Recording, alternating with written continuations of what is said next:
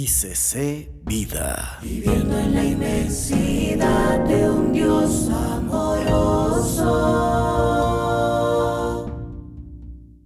Vamos a ir a Números, capítulo 21, libro de Números. Es de los libros de Pentateuco.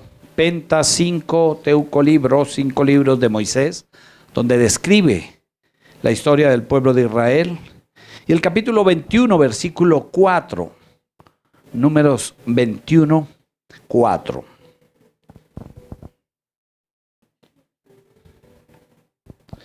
Números 21, 4. Amén. Estamos allí. Ahí en pantalla todavía tenemos una ayuda audiovisual, así que voy a pedirle el favor que siga la lectura o que la mire ahí en su Biblia. Dice: después partieron del monte de Hor, camino del Mar Rojo, para rodear la tierra de Edom, y se desanimó el pueblo por el camino.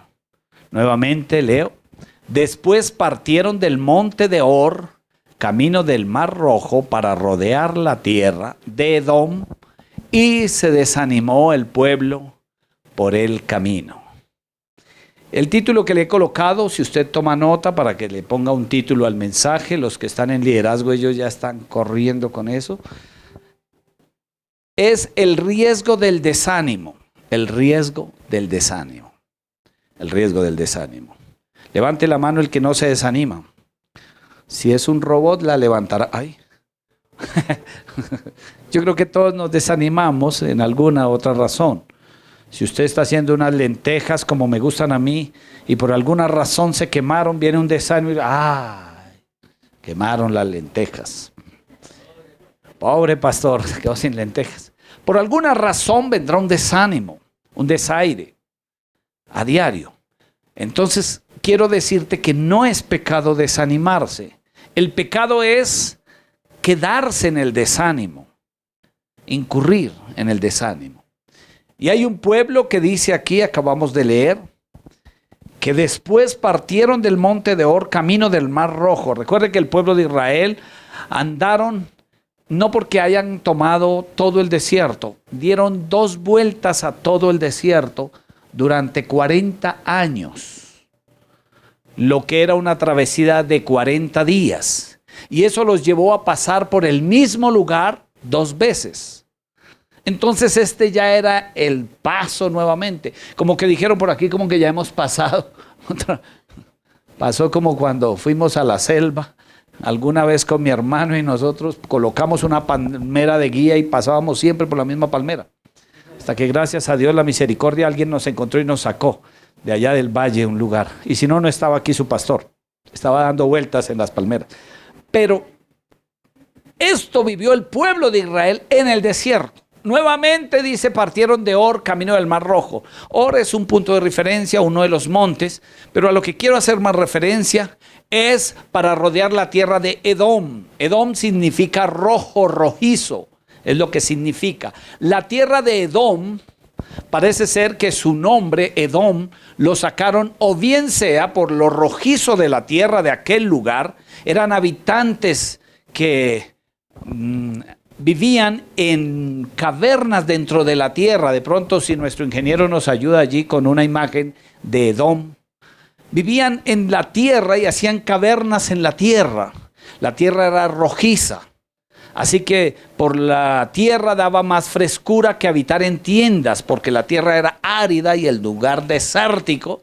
Entonces tomaron la opción de habitar en las peñas, hacer hendiduras y hacer este tipo de casas y habitar allí en Edom.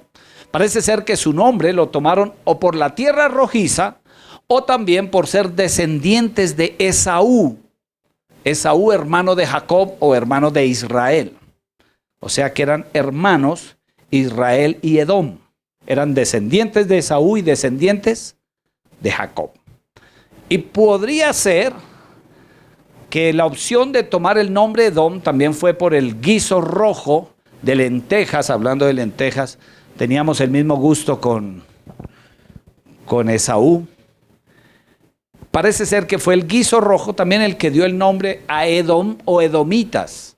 De allí salieron edomitas. Y dice que pasaron por el monte de Edom y se desanimaron. Se desanimaron. Mientras el ingeniero ya nos tiene una imagen de Edom. Ya está por ahí colocándonos la imagen de Edom. Edom.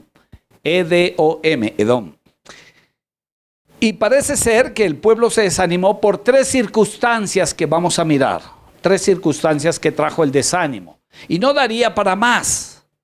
El pueblo escogido, los hijos de Israel, los hijos de Dios, el pueblo llamado el pueblo de la promesa, aquellos que iban a ser, mira, ahí está Edom. Gracias, este muchacho ahí está ya ubicándonos. Mire, esas serán más o menos, si nos puede ampliar esa pantalla, lo que es, ahí llegó nuestro ingeniero para que nos amplíe esa pantalla, lo que es la tierra de Edom, ahí usted puede mirar, eran lugares en cavernas, tierra rojiza, por eso se les llamó Edom. Y vamos a ver las 3 características por las cuales, o circunstancias mejor, circunstancias por las cuales el pueblo se desanimó y no daba para más. La primera, una de las cuales por el cual se desanimó, fue que fue rechazado por su hermano. Ellos llegaron a Edom, Moisés manda unos mensajeros a los edomitas y les dice, hermanos, eso usted lo encuentra ahí un versículo antes, unos textos antes, capítulo 20, verso 14 exactamente. En el 20:14, Moisés manda a decirle a sus hermanos edomitas, hermanos, ustedes que son nuestros hermanos, permítanos pasar por su tierra, ya que nos tocaría dar una vuelta más grande, merodeando sus montañas y en medio del desierto, donde no hay agua, donde escasea y donde abundan las serpientes. Entonces, permítanos pasar, ahí les dice, capítulo 20, verso 14, por favor, ingeniero, 20:14. Y dice, permítanos llegar a su tierra. Ellos dicen, no, Señor, ustedes podrán ser, pero tal vez habría en la historia de que Israel fue quien le robó la primogenitura, recordemos, a Esaú.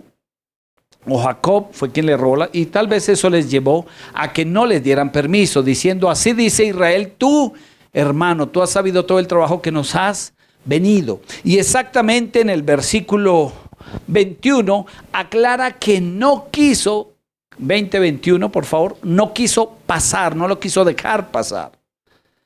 Siendo su mismo hermano de propia sangre, los edomitas dijeron, ustedes no pasan por aquí. No quiso pues Edom dejar pasar a Israel por su territorio y se desvió Israel de él. Eso conllevó a más sufrimiento, a más sacrificio, porque no los dejaron, no era sino dejarlos pasar por su valle, por la mitad de las 2 montañas, sino que le tocó merodear la tierra de Edom para poder pasar nuevamente y continuar su viaje nuevamente de lo que partía del Mar Rojo hacia la tierra prometida otra vez.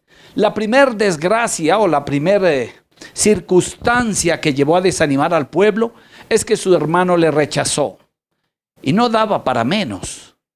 Muchas veces nosotros vamos a nuestro hermano, ¿en quién tenemos? La familia de Dios. Y usted está en una circunstancia en medio de la dificultad y dice, Señor, ayúdame, ¿a quién voy, Señor? Ay, yo creo que el hermano me hace el favor. Y usted pone las esperanzas en su hermano. Y, ay, venga, hermano, necesito que me ayude en estas circunstancias. No, yo trabajé duro y usted, eso es para que vea que las cosas cuestan. Y entonces usted recibe un desánimo. Y tal vez no esperaba esa respuesta ni esa razón. Y trae desánimo. Por eso el Señor Jesús dijo que no te fíes aún ni de la que duerme a tu lado, refiriéndose precisamente a que engañoso es el corazón. Y a veces, si Pedro engañó a Jesús y Judas le traicionó, pues los corazones son débiles y cada uno tiene su circunstancia. Ahí estaba un pueblo. Trajo desánimo a Israel. Segunda circunstancia que trajo desánimo, el versículo 28 del mismo capítulo 20, fue la muerte de su sacerdote. Aarón salió con Israel desde Egipto y Aarón era quien daba la palabra. Recuerda que Moisés dijo, Señor, soy tartamudo, corto de palabra, no conozco. ¿Qué le digo a tu pueblo? El Señor le dice, ahí tienes a Aarón. Él será tu voz, él será la palabra y yo hablaré a través de él. Así que Aarón representaba la palabra de Jehová, era el sacerdote. Pero mira lo que dice el versículo 28 del capítulo 20 de Números. Ingeniero, vamos a estar ahí atentos. ¿Te bloqueó? Bueno, voy a leerle porque allí tenemos dificultades con las redes, ¿sí ven? Por eso hay que dejar las redes al lado. Y Moisés, dice, desnudó a Aarón de sus vestiduras y se las vistió a Eleazar su hijo, y Aarón murió allí en la cumbre del monte, y Moisés y Eleazar descendieron del monte. Subieron los tres. Moisés le dice, bueno, Aarón, usted se queda aquí en el monte, estas vestiduras de sacerdote, vamos a dejárselas a su hijo, quien va a continuar el sacerdote. Y lo desnudó, lo embalsamó y le dijo, muere en paz. Y lo enterró y bajó con Eleazar. Cuando el pueblo espera ver su sacerdote y se preguntaban, ¿y dónde está Aarón? No bajó Aarón. Quedamos sin sacerdotes. ¿Quién hablará? ¿Quién nos guiará? ¿Dónde está la palabra de Dios? Segunda circunstancia que traería, tal vez en medio de la prueba y de la ansiedad, de la dificultad, en medio de toda esta, hace un año nos preguntábamos, ¿y dónde estaba Dios? Pastor, aún le preguntaron a pastores. Hubo una entrevista de un pastor reconocido aquí en Colombia, donde le entrevistaron en medio de la pandemia. Eso fue para el mes de agosto, septiembre más o menos del año pasado, del 2020, y le preguntaban, ¿y la iglesia cristiana y el Dios de los cristianos dónde está? Y yo me senté en mi sofá y dije, wow, esta es la oportunidad para predicar y anunciarle al mundo que el Dios de la Biblia está enojado y que permitió este juicio y que permitió esta circunstancia para que volteemos los ojos a Jehová y confesemos su nombre, confesemos nuestros pecados y pidamos perdón. Y me senté. Y vaya respuesta del pastor cuando no es las circunstancias que damos, tenemos que cuidarnos porque Dios no permitiría esto, el Dios de la Biblia. Fue algo que se salió de la enfermedad y tenemos que pedirle a Dios porque mire lo que puede hacer un murciélago. Se fue por el lado. Yo apagué el televisor y dije, wow, ¿por qué, Señor? ¿Dónde están tus hijos? ¿Dónde está la palabra de Dios? No hay palabra. No había quien diese palabra de Jehová. Estábamos como en tiempos de los jueces. No había quien diese palabra de Jehová. Escaseaba, como dice Samuel, y escaseaba la palabra de Jehová. Eso dice el primer libro de Samuel, capítulo 2, dice, y en estos días escaseaba la palabra de Dios. Y creo que en este tiempo de dificultad es cuando más ha escaseado la palabra de Dios. Y esto lleva también desánimo. Y el pueblo dijo, ahora no baja el sacerdote, ahora es su hijo. Obviamente no le conocían a Eleazar, era el hijo, era un muchacho, no tenía experiencia, no tenía el tiempo, no le conocían hablando de la palabra de Jehová. Y es que de hecho Eleazar no igualó, no llegó nunca a los puntos o al límite que le dejó Aarón, obviamente. Por eso trajo desánimo también, porque no había palabra. Y el pueblo se ha desanimado en este tiempo porque escasea palabra. Porque en muchas iglesias hoy están diciendo, no te preocupes, se levantará la gloria postrera. ¿Cuál gloria postrera? Vamos a ver lo que produce el desánimo y el riesgo del desánimo. La tercera circunstancia, antes de ir más adelante, está en el capítulo 21, versículo 1. Primera circunstancia del desánimo. Me dejaron solo.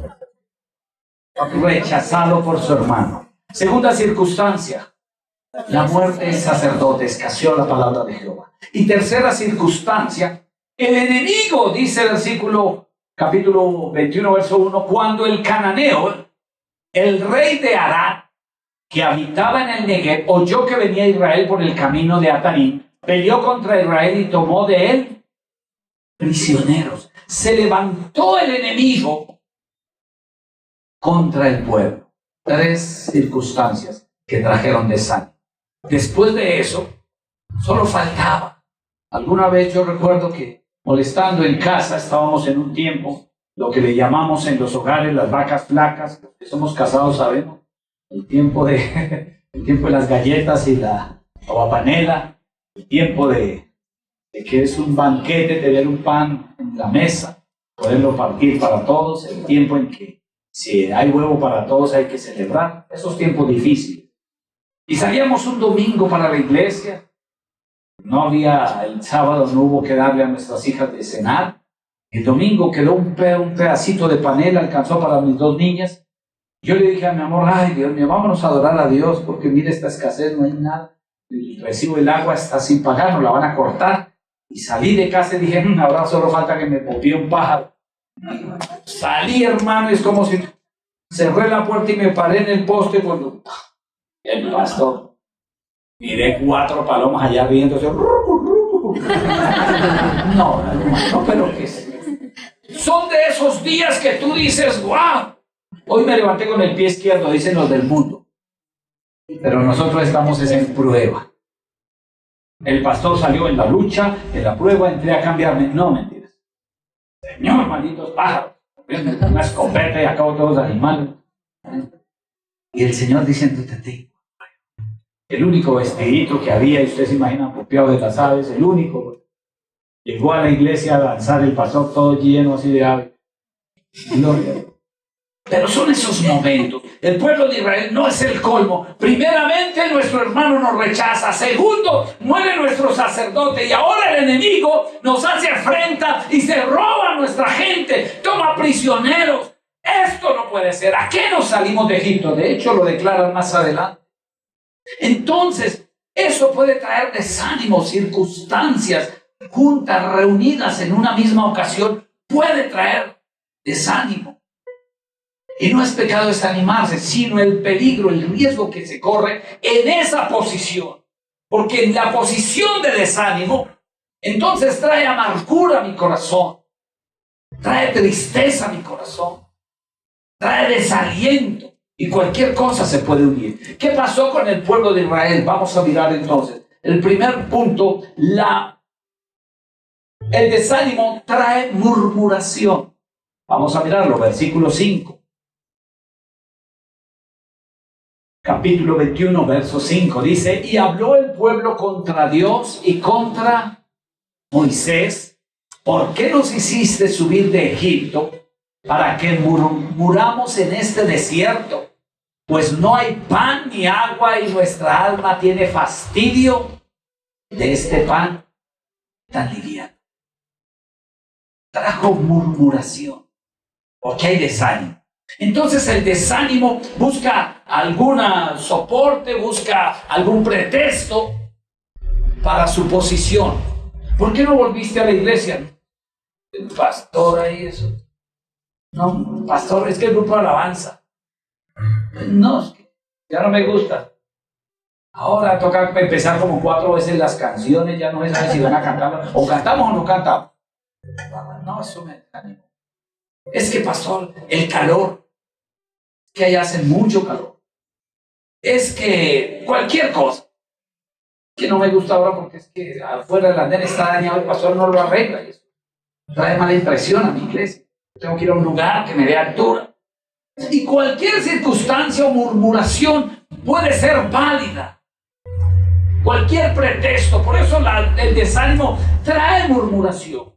Cuando una persona está desanimada, entonces murmura, habla de cosas que no tienen soporte o sentido de lo que verdaderamente está su corazón. Eso trasciende más profundo. Hay una raíz allí. El desánimo fue por otras circunstancias. El desánimo fue por otro motivo.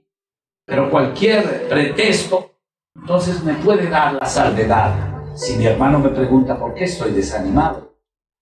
Y eso amargura. El pueblo tenía 3 situaciones que le llevaron al desánimo. Pero no nombraron ninguna de las 3. No le dijeron a Moisés, la verdad, estamos desanimados. Primero porque Edom nos hizo dar una vuelta grande. Segundo porque el sacerdote ya no está, Aarón murió. Y tercero porque tienen prisioneros a nuestra gente. Ellos dijeron no. Estamos desanimados, amargados, contra ti, Moisés, porque nos sacaste de Egipto. Contra Dios, porque nos da de este pan liviano. Sabiendo que el pan era maná. un pan especial, un pan de Dios. Para él no era nada difícil sacar del desierto harina y amasar pan, pero él quiso darles pan del cielo, prototipo del pan de Jesús de vida, de ese pan de vida. El Señor Jesús mismo también, bueno, el salmista lo declara antes, Salmo 78, 19 al 22. Por eso el salmista declara esa amargura que hubo en el pueblo, ese desánimo que llevó al pueblo y ese pretexto que colocó el pueblo. El salmista dice esto: y hablaron contra Dios diciendo, ¿podrá poner mesa en el desierto? ¿Acaso puede colocar? Lo que dice el Salmo 23, adereza mesa en presencia de mis acusadores. Y habla de colocar mesa en el desierto también. Dice el versículo 20, he aquí, ha herido la peña y brotaron las aguas y torrentes inundaron la tierra. ¿Podrá dar también pan? ¿Dispondrá de carne para el pueblo? Y lo declara el salmista. Por tanto, oyó Jehová y se indignó y se encendió el fuego contra Jacob o Israel. Aquí, por eso Jacob, Israel. Jacob, Esaú, Israel, Edom. Y el furor subió también contra Israel, el pueblo. Versículo 22. Por cuanto no habían creído a Dios, ni habían confiado en su salvación. Que el riesgo del desánimo trajo murmuración, y esta vez se equivocaron, porque murmuraron no solamente de Moisés, sino contra Jehová. Menospreciaron el pan del desierto, el maná. Y el Señor Jesús habla a sus discípulos también, porque el pan trae vida. Juan 6:58. Leemos el 58 y del 61 al 63. Mira cómo lo presenta Jesús en el Evangelio de Juan 6:58. Este es el pan que descendió del cielo, presentándose Jesús a sus discípulos y a su gente. Este es el pan que descendió del cielo. No como vuestros padres comieron el maná y murieron. El que come de este pan vivirá eternamente. Eternamente. Aún así, estaba haciendo referencia. Aunque era un pan físico, era un pan mortal. Ahora viene el pan verdadero, el pan de vida eterna. Y hace referencia a sus discípulos. No había nada más ofensivo para un judío decirle que el pan que desagradecieron en el desierto, que ese pan, a pesar de que lo desagradecieron y era un pan del cielo, murieron, porque no era el pan que esperaban. Por eso los discípulos se enojaron también. Decir, estás hablando de nuestros abuelos, que ellos comieron, ellos fueron afortunados, ellos vinieron a la tierra prometida. Para ellos era algo grato que hubiesen podido gozar de probar el maná del desierto. Jesús conoció sus corazones, versos 61 al 63, dice, sabiendo Jesús en sí mismo que sus discípulos, ¿qué? Murmuraban. De esto les dijo, ¿esto os ofende? ¿Esto os ofende?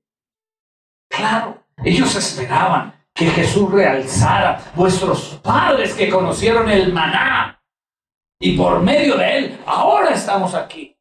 Pero ellos dijeron, mira, Jesús les dijo, mira, ellos comieron el maná y murieron finalmente, pero yo soy el pan de vida. Este pan vale más que ese, que ellos desaprovecharon, que ellos no aprobaron y ellos no reconocieron, no le dieron el valor a ese maná que les dio en el desierto. Y así aún perecieron. Por eso conocía el corazón de ellos.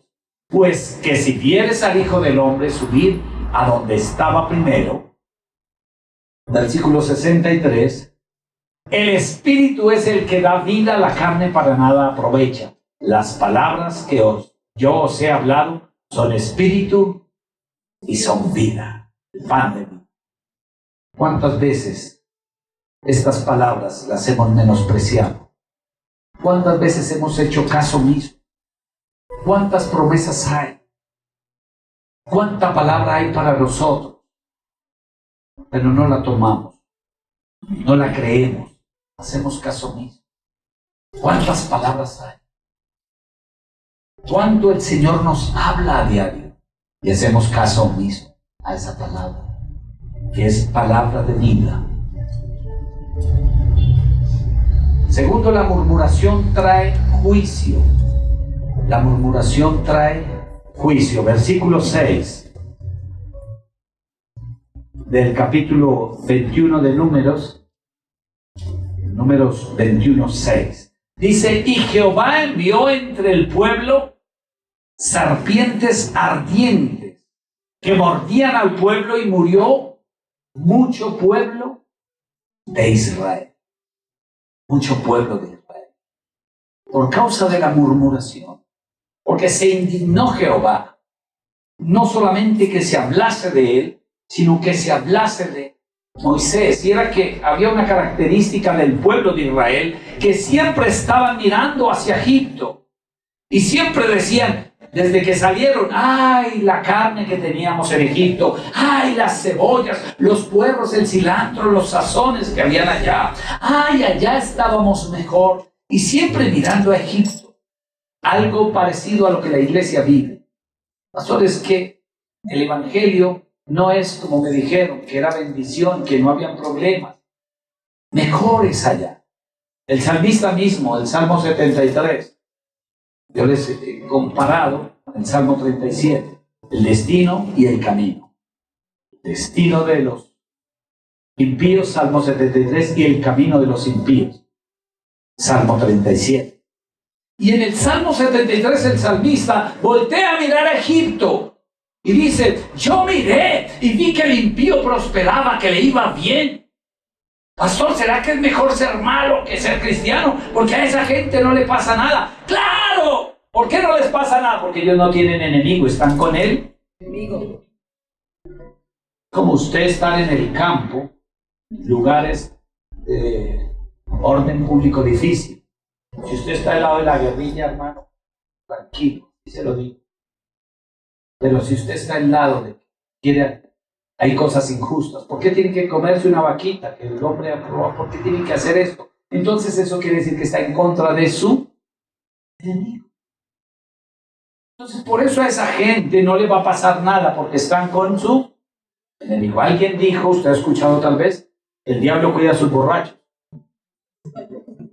Usted los ve y van a pasar la avenida, viene una tractomula, revuelve. Yo loco tan de vuelta. Los demonios los jalaron para atrás. Venga, espere, porque los dictamos que se lleve otros 4 para la tienda el otro sábado. Pues en lo espiritual puede pasar. Recuerden que hay ángeles caídos. Y uno los viste, loco. Y usted va juicioso para la casa con el pan. Casi me pisa, ay, Dios mío. Y entonces no dice Jehová me guardó, sino estoy más de buenas. La suerte. No me tocaba. No, diga Jehová me guardó. El enemigo estaba reclamando mi alma, pero Jehová me guardó. Yo tendría miles de testimonios hoy para contarles de cuánto Jehová nos ha guardado junto con mi familia. Donde hemos visto la muerte hace como un año, año y medio, 2 años que salíamos, íbamos de vacaciones, contentos, felices. Señor, guarda, eso sí oramos antes de irnos. Mire lo que hace el Señor. Encomienda a Jehová tu camino, confía en Él y Él hará. Encomienda a Jehová tu camino, confía en Él. Invítalo a las vacaciones también, llévelo. Señor, ahí dejo el pandero, la Biblia y me voy a vacaciones. No, hermano, llévelo, que Él lo guarda. Y oramos y le dijimos, Señor, guarda nuestro caminar. Y íbamos allí en el Boquerón. Esas curvas cerradas, no sé por qué circunstancia, un hombre, un señor conductor de un vehículo grande, transportador, se llaman mulas, no el que manejaba, sino el carro, nos cerró en la camioneta y esta es la hora que no entiendo, porque había un espacio de menos de 1.50 y había una piedra grande donde mi hija y mi esposa cerraron, gritaron. Yo no sé si pasó lo que pasa con Inspector Galler, cerró la camioneta, pero pasamos, Dios hizo algo allí divino y cuando pasamos, descansamos y dijimos, Señor, nos guardaste, nos necesitas para algo más aquí. Y a diario usted puede ver la mano de Dios en todo su caminar. Pero el enemigo te ha declarado la guerra y esa es la diferencia. Cuando entendemos esto, comprendemos que el enemigo está con los suyos. Por eso, el juicio de Dios con las serpientes estábamos hablando allí de Números 21:6, y Jehová envió entre el pueblo serpientes ardientes que mordían al pueblo.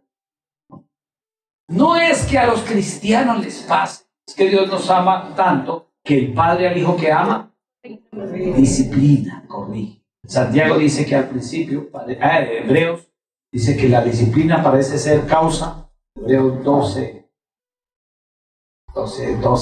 de 11. La disciplina al principio parece ser causa de tristeza, de dolor, pero después da fruto apacible de gozo. Y entonces ya comprendemos que valió la pena. Hoy en día yo recuerdo muchas correcciones de mi padre. Hay una entre esas que es el peluqueado. Cada que me miro al espejo le digo gracias Dios porque valió la pena que mi padre me corrigiera.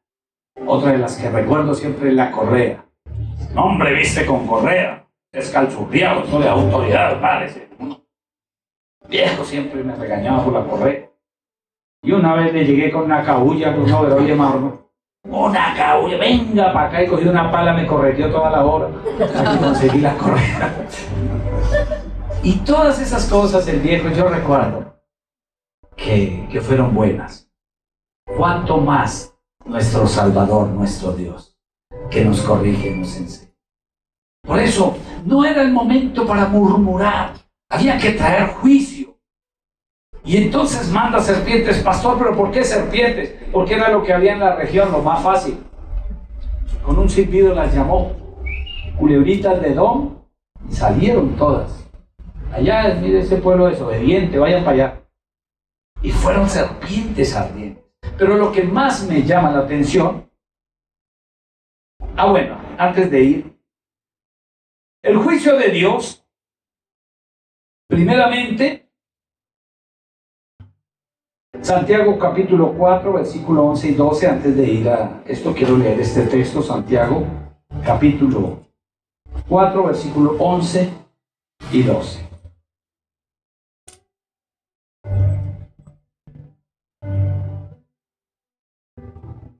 Dice, hermanos, no murmuréis los unos de los otros. El que murmura del hermano y juzga a su hermano, murmura de la ley y juzga la ley. Pero si tú juzgas la ley, no eres hacedor de la ley, sino juez. Versículo 12. Uno solo es el dador de la ley, que puede salvar y perder. Pero tú, ¿quién eres para que juzgues a otro? Tremendo. La murmuración, el juicio. Y es uno de los pecados más grandes de los cuales Satanás ha minado la iglesia. Y nos sentimos con el derecho de juzgar, sabiendo que todos somos cumplidores de la ley y estamos en la condición, en la posición de siempre acudir al juez, de siempre ir al juez. Y el juez es el único, el dador de la ley. Amén. Por eso guarde su boca, guardemos de murmurar de nuestro hermano, de hablar, de murmurar.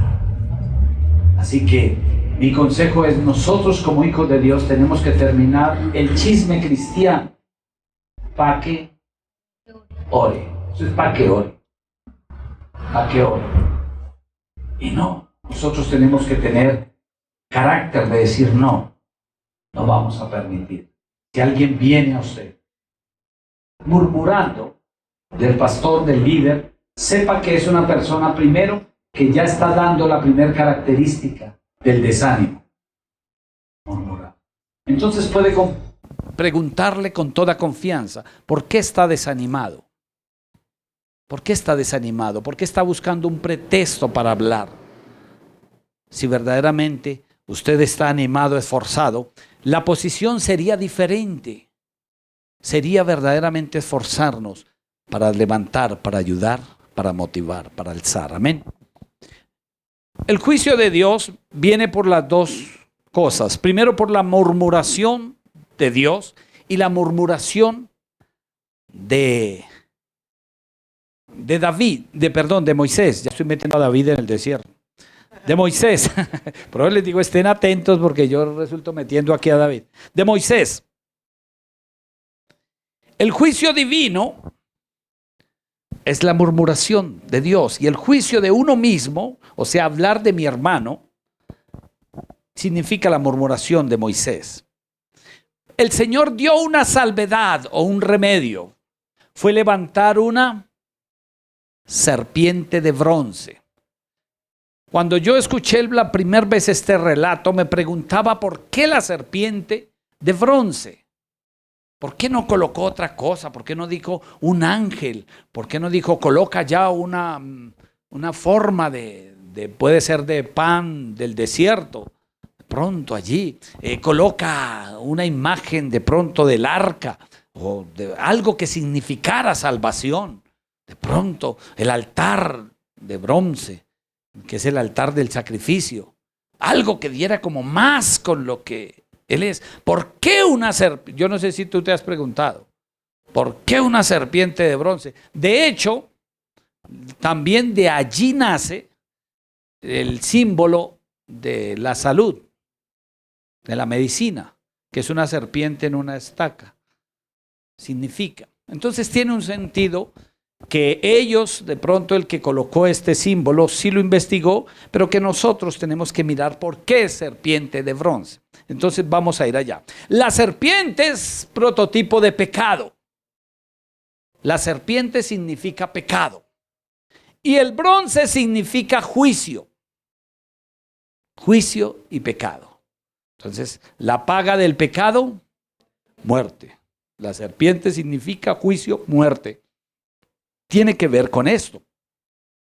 El Señor mandó a Moisés a levantar un altar de bronce, que era el altar del sacrificio, donde el sacerdote colocaba el sacrificio, el animal allí, y prendido ya, entonces significaba redención.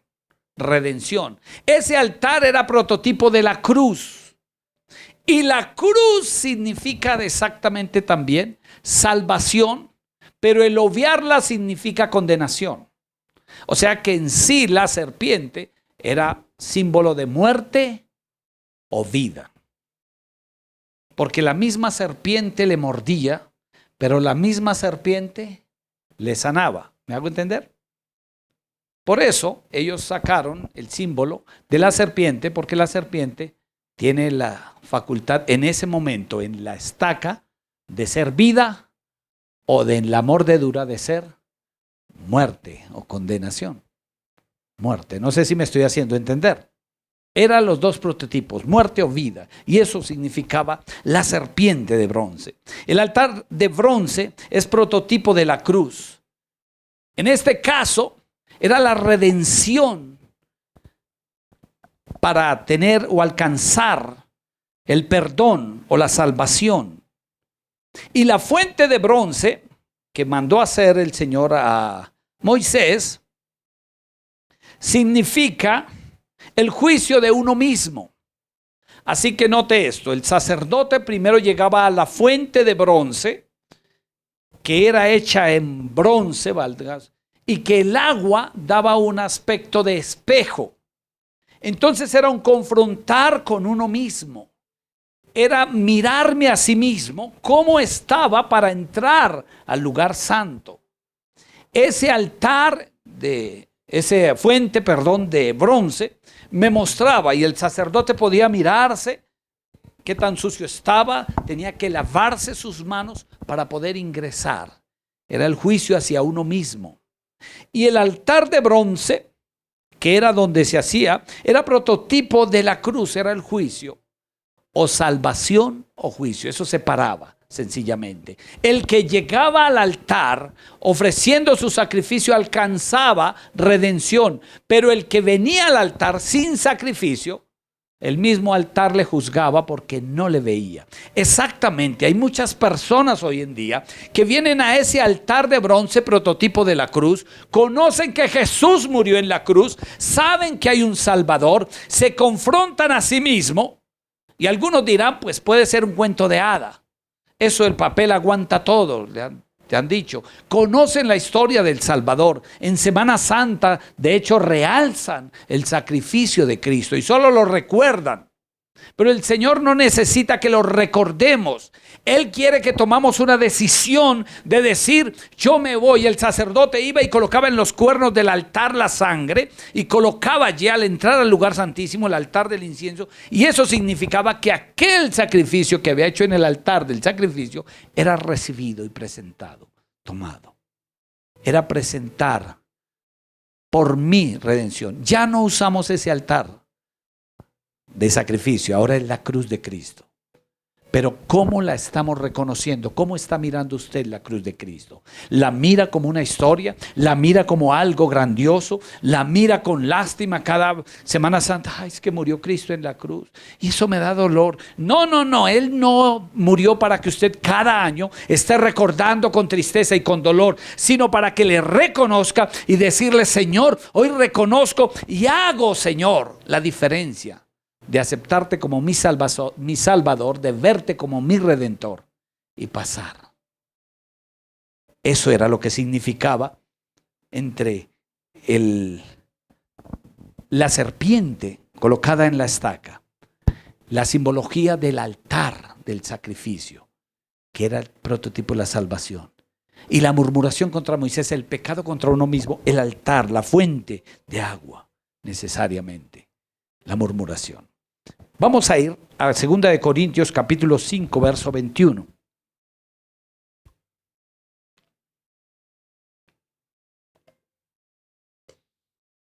Segunda de Corintios 5:21. ¿Por qué el pastor dice esto? Dice, al que no conoció pecado por nosotros, lo hizo pecado para que nosotros fuésemos hechos justicia de Dios en él, dice.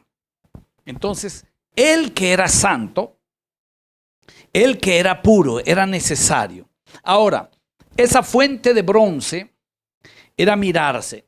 Era necesario que si por un hombre entró el pecado, asimismo por otro hombre entrase la salvación.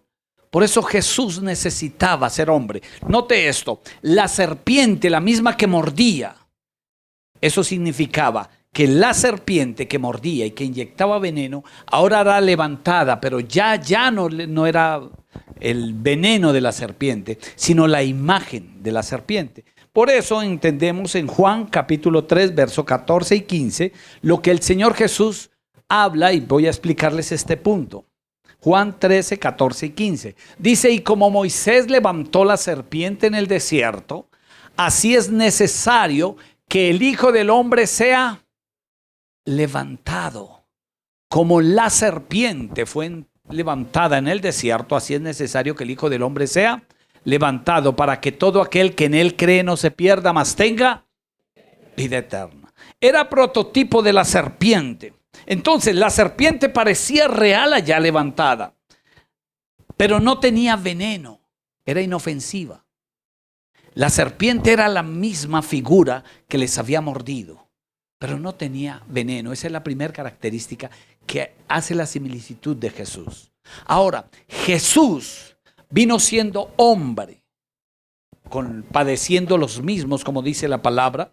Él le dio sueño, él tuvo enojo en el templo y él padeció todo lo mismo y las mismas tentaciones que nosotros padecemos, porque vino haciéndose hombre. Pero ¿cuál fue la diferencia?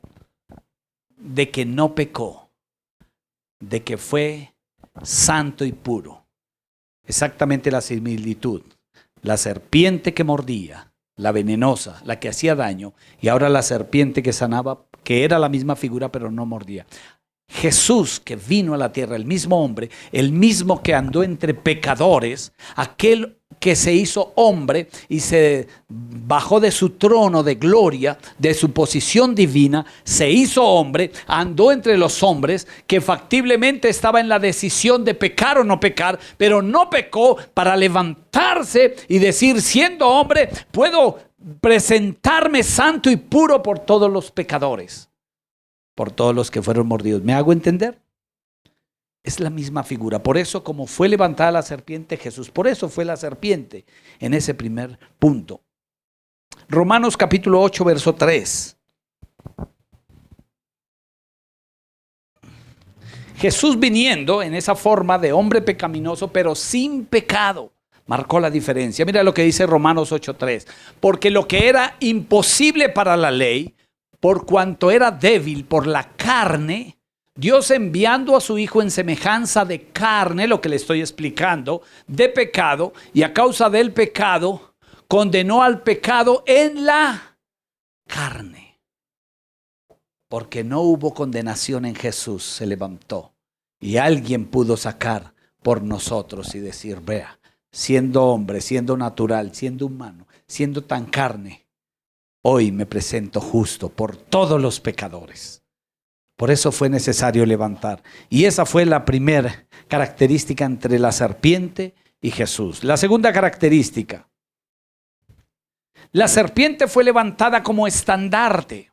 Así que era algo allá grande. De hecho, fue tan admirada la serpiente en esa asta que era de bronce y allá tan visible, que el pueblo, después de que pasaron el desierto, no botaron la serpiente, ni la picaron, ni la quemaron, sino que la guardaron. Yo me imagino que la envolvieron y la llevaron todo el desierto. No con esto la guardaron. ¿Dónde la guardaron? La Biblia no describe, pero en algún lugar guardaron esa bendita serpiente. Y todo el camino. No con esto, la Biblia no narra en qué momentos, pero le prendían incienso. Pasaron los reinados, y no pasó un reinado, pasó el reinado de David, el reinado de Salomón, el de Jeroboam, y hasta el reinado de Ezequías, casi hasta el cautiverio otra vez. Porque Ezequías viene haciendo como el tercer rey antes de la cautividad. De la cautividad que los lleva a Siria y a Babilonia. Casi hasta allá. O sea, ¿qué quiere decir? Que fueron 40 reyes por 40 años, multiplique por 4, 16, 1600 años, más todo el tiempo de los jueces, guardando la bendita culebra. Ahí con la serpiente y escondidas, porque la Biblia no relata en qué momentos, pero prendían incienso a la serpiente, porque no comprendieron la similitud de lo que era. Hasta que el rey Ezequías, en segundo libro de Reyes, capítulo que espera a ver si me acuerdo cuál fue. Capítulo 18, versículo 4. Segundo libro de Reyes, capítulo 18, verso 4. Aparece otra vez la culebrita. Y él dijo, no, ustedes no entendieron lo que pasó en el desierto. Y él quitó los lugares altos. ¿Quién es? Ezequías. Y quebró las imágenes y cortó los símbolos de acera e hizo pedazos la serpiente de bronce que había hecho Moisés, porque hasta entonces le quemaban incienso los hijos de Israel, y la llamó Neustán. Cosa de bronce significa Neustán. La llamó cosa de bronce. Esta cosa de bronce que hace por acá todavía, ¿dónde la tenían escondida? Todavía. Y la hizo pedazos, la quemó y la acabó. Y si no, ahorita estarían allá con la serpiente todavía. Imagínense. Más de 1600 años conservaron la serpiente del desierto. Y la volvió pedazos. Pero fue levantada. El prototipo era que ellos miraran. El Señor les estaba revelando algo. Hay algo que se va a levantar en salvación. Pero esta vez no es por la mordida de una serpiente. Esta vez es por una vida eterna. Entonces así Cristo, dice, fue levantado, pero para triunfar en público. Pastor, ¿de dónde saca esto? Colosenses capítulo 2, verso 14 y 15.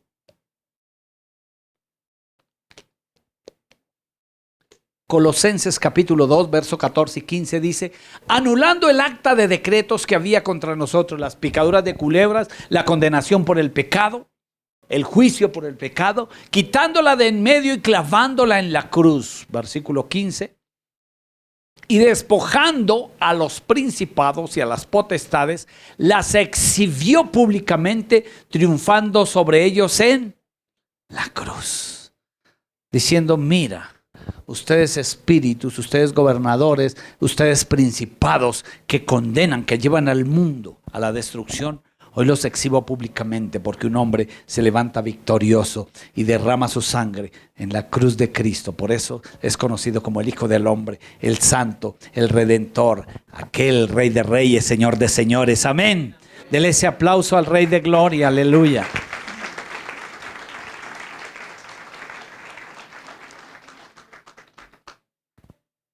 Esa es la similitud de una serpiente. Entonces ya uno comprende, claro. No podía ser una oveja que se hubiese levantado, porque la oveja no podía representar vida y muerte, no podía representar la similitud, condenación. Pero la serpiente tenía esa facultad, por eso, el pecado y el juicio. Ahí, pero el Señor estaba ahí, ahora le levanta y ante potestades y ante todos los exhibe públicamente y les dice: ustedes traían un acta de decretos, la condenación. Si no hubiese sido por eso, nosotros tendríamos un acta de decretos. ¿Qué sé yo cuántas hojas tiene la mía? Voy a hablar de la mía, no de la suya. Y el enemigo dirá: mire, es que cuando usted nació, vea, usted perdió su inocencia a esta edad, aquí. No, mírelo, aquí está, no, aquí sí está más condenado. Y miren esta posición, no está si no tiene salvedad. Mire, esto va en contra de toda divinidad y toda santidad. Y todos tendríamos, yo sé que todos dirán: ay, pastor, borre esas hojas. Ay, que se borre. Todos queremos que esas páginas como que. Pero sabe algo, toda esa acta de decretos, todo lo malo, todo lo que hicimos, todo lo de desobediencia, todo lo perverso que nuestra carne llevó, toda contaminación y todo lo que no le dio la gloria a Él, fue anulada porque Él exhibió públicamente. Y dijo: aquí se levanta alguien que muere en la cruz del Calvario. Es exhibido públicamente por perdón de todos ustedes. Y toda acta de decretos es anulada. No quiere decir que, escuche, está escrita pero es anulada. Usted depende si toma valor a ese sacrificio o si hace caso omiso y esa acta de decretos cobra valor. Y entonces ya no habrá redención. Ya no habrá quien diga: mira, yo pagué por ti. No te preocupes. ¿Qué era la diferencia? Que algunos altivos, orgullosos dirían: pues que me picó una culebra, mi papá sabe un remedio diferente, voy a ir a echarme las manos. Cuando llegaba a la casa, la serpiente era tan venenosa que morían. No había remedio. Tendrían que obligatoriamente reconocer de alguna manera que había sido levantada para salvación del momento. Eso era lo que marcaba. Hoy en día, si no reconocemos, no hay otra forma. No basta con que le conozca, no basta con. Hay personas, de hecho hay rama de la filosofía, de la psicología, que tiene que ver, creo que todo filósofo, una de las recomendaciones, lea la Biblia. ¿Usted quiere ser un buen filósofo? Obligación, lea la Biblia. Y la conocen. Yo tuve una charla aquí con un vecino. Yo me presenté, iba a regalarle una Biblia y dijo: de la Biblia me interesa, siéntese, pastor. Yo soy filósofo, sociólogo y abogado. Y yo dije: ay, no hay uno para mí porque con este loco ya perdí. Y se pone a explicarme la Biblia. Es como dice allá, y me daba más Biblia porque el diablo sabe Biblia. Recuerde que a Jesús lo que le recitó fue: escrito está, a sus ángeles mandará cerca de ti que te guarden en todos tus caminos. Así que tírese abajo, Jesús. Le recitó Biblia y el hombre me recita Biblia. Porque la filosofía es algo de lo que dice, pero no basta conocerle. Y yo le dije algo: mira, usted conoce mucho, tal vez sabe más que yo, están para predicar más que yo. Pero lo que hace diferencia es que usted no reconoce a Jesús conociéndole. Eso es lo que marca la diferencia y yo le reconozco. Como le digo, doctor, abogado, sociólogo, gracias, pero tome una decisión, porque su vida está hueca, vacía. Conociendo a su Salvador, no le acepta. No hay más palabras ante ese conocimiento. Viene a ser hueco si no le reconoce. Y eso es lo que necesitamos. Y lo tercero, dice que del mismo modo que Israel debía de alzar los ojos creyendo. Moisés solo les dijo, mira, que el Señor me dice que levante esta serpiente. Cuando ustedes, uno de sus hijos o su familia, sea mordido por una víbora, solo tiene que mirarla y no morirá. No les dijo más. Ellos solo optaban y tenían que hacer creer a lo que Moisés había hablado. Creer y solamente mirar. No más, total, pues ya estaba mordido. Crea.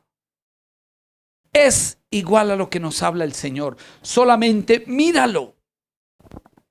Síguele, créele. Igual el pecado ya nos hirió. Todos estamos en condenación. Romanos 3:23 dice, por cuanto todos pecamos, estamos destituidos de la gloria de Dios. Solamente mírale. Hebreos capítulo 12, versículo 2 dice, puestos los ojos en Jesús, el autor y consumador de la fe. No pierdas tu mirada en Él. No quites. Habrán serpientes, habrá gente, habrá pecado que se arrastre a nuestro alrededor. A diario vemos en las redes, en la televisión, en todo lado, abunda el pecado. Pero cuando abunda el pecado, se abundará la gracia, la misericordia de Dios. Y aún hay misericordia, alcanza misericordia. Por eso no pierdas la mirada de Jesús, siempre mirando al infinito, mirando al santo, mirando al grande, al poder. No al infinito y más allá, sino que Él es eterno, infinito, grande. Porque si una pastora al infinito y más allá, no. El que Él es santo, puro, poderoso, eterno. Amén, sublime, grande. Él es el todopoderoso, no quites la mirada de Él. Quiere decir que podrá herirnos a veces el pecado, sí. Pero no te desanimes. No dejes que el enemigo venga y empiece a llevarte al riesgo de lo que es el desánimo. Note que todo empezó por un desánimo. Todo empezó por un desánimo. ¿Vendrá el desánimo? Sí. ¿Vendrá el quebranto? Sí. No solamente usted y yo vivimos cosas tan seguidas, porque a veces vienen golpe tras golpe, Señor, pero Dios de gloria. Y a veces le decimos, Señor, pero todo a mí, Señor. De pronto a alguno le pasará, solo falta el ave. Ya completé. Pero no se preocupe, no te desanimes. No quites la mirada del Altísimo, no quites tus ojos, puestos los ojos en Jesús. No dejes que el desánimo te lleve a condenación, porque es el primer paso y es el riesgo. Ahí empieza a desanimarte. Muchos faltan hoy. Hay muchas sillas. Usted y yo recordamos personas que venían a este lugar, gente que venía y alababa a Dios, pero por alguna razón vino el desánimo y a eso le aumentaron murmuración. Y entonces se pusieron a hablar. Y a eso entonces viene el juicio de Dios. Porque me aparto de Él. Porque murmuro contra Él. Porque digo, Él no tiene cuidado de mí. Entonces lo culpo. Y no tenía que ver nada el pueblo de su desánimo con lo que estaban diciendo. Murmuraron contra Él. Le echaron la culpa al pan, imagínense. No, digan la verdad, Señor, estoy triste. Y eso es lo que nos lleva. Cuando esté en desánimo, sea sincero, íntegro y dígale, Señor, estoy desanimado porque mi hermano me rechazó. Y si es posible, la palabra dice, si algo tiene contra su hermano, llámelo. Venga, palomita, ¿por qué me desanimó así? Echa tu vuelo y a volar, venga. Pero algo así que usted pueda decirle. Y trae confortamiento y cierra puertas. No deja que el enemigo inunde un corazón. Porque es el primer paso. Y luego tienen que hablar de Dios. Él es eterno, Él es sublime. Y lo que dice Job, por más malo que seamos y tratemos de ser, en nada le ofenderemos y en nada haremos contra Él. Ponte en pie.